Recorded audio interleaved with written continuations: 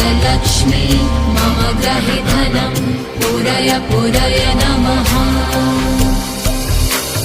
ॐ ह्रीं श्रीं क्लीं श्रीं कुबेराय अष्टलक्ष्मी मम ग्रहे धनं पूरय पूरय नमः। ॐ ह्रीं श्रीं क्लीं श्रीं कुबेराय अष्टलक्ष्मी मम ग्रहे धनं पूरय पूरय नमः।